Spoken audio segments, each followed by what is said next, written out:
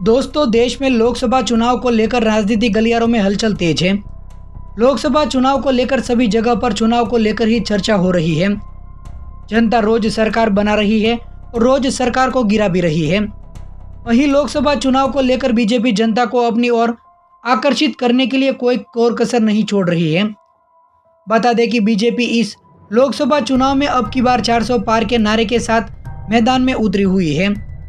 वहीं पहले चरण के मतदान में बीजेपी को मिली करारी शिकस्त को देखते हुए पीएम मोदी ने अपने बयान को लेकर ही बदल दिया है और जनता के बीच अब नफरत फैलाने का काम भी कर रहे हैं।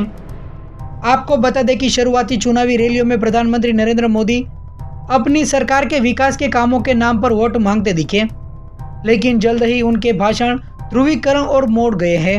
वहीं दूसरे दौर के चुनाव से पहले दिए गए जब भाषण उनके भाषणों में सांप्रदायिक ध्रुवीकरण की कोशिश दिखी, तो पहले दौर के भाषण में उनका जोर जातीय गोलबंदी पर कहा था और 19 अप्रैल को पहले चरण की वोटिंग से पहले ही हर दूसरी चुनावी रैली में वो बीजेपी को पिछड़े और दलितों की सबसे बड़ी सरपरस्त पार्टी बता रहे थे।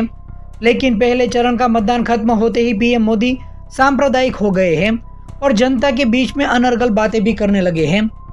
आपको बता दें कि इसी साल फरवरी में नरेंद्र मोदी ने संसद में खुद के ओबीसी होने पर बहुत ही जोर दिया था और बिहार में जाति सर्वे के नतीजे आने के बाद कांग्रेस नेता राहुल गांधी ने बीजेपी सरकार में ओबीसी के प्रतिनिधित्व का सवाल भी उठाया था, तो अमित शाह ने उनका जवाब दिया था और उन्होंने कहा था कि बीजेपी और एनडीए सरकार में ओबीसी की नुमाइंदगी उन पार्टियों में ओबीसी नुमाइंदगी से कहीं ज़्यादा है जो रात दिन ओबीसी का राग आलापती रही है। शाह ने आंकड़े देकर यह दावा किया कि बीजेपी ने अपने ओबीसी और दलित नेताओं को कितनी तवज्जो दी है।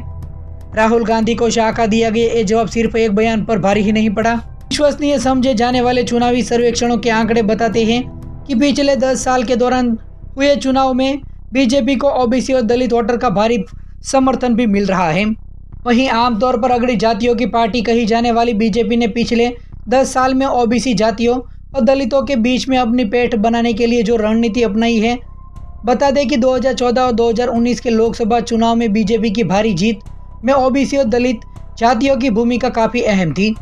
बता दें कि यूपी के बाद महाराष्ट्र में सबसे अधिक 48 सीटें हैं। आपको बता दें कि पीएम मोदी ने लोकसभा चुनाव के पहले चरण की वोटिंग से पहले महाराष्ट्र में पीएम मोदी ने 3 रैलियां भी की थी और उन रैलियों के माध्यम से पीएम मोदी ने ओबीसी दलित और आदिवासियों को साधने की पूरी कोशिश करने में जुटे थे। वहीं ओबीसी दलित और आदिवासियों की खासी आबादी वाले पूर्वी विदर्भ की दूसरी लोकसभा सीटों पर लगातार रैलियां कर रहे थे और बीजेपी सरकार की नीतियों को गिना रहे थे।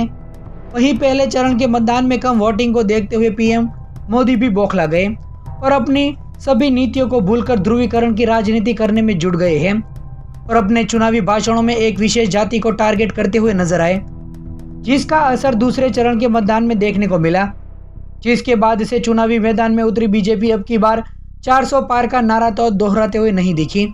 नहीं किसी मंच से पीएम मोदी अब की बार 400 पार का नारा दोहराते हुए दिखे, क्योंकि पीएम मोदी को पहले और दूसरे चरण के मतदान के बाद पता चल गया कि मेरा सपना अब सपना ही बनकर रह चुका है। जनता अब जागरूक हो चुकी है और पीएम मोदी समेत बीजेपी के सभी नेता सदमे से गुजर भी रहे हैं और ये जानने की कोशिश में जुट गए हैं कि आखिर भूल कहां पर हो रही है।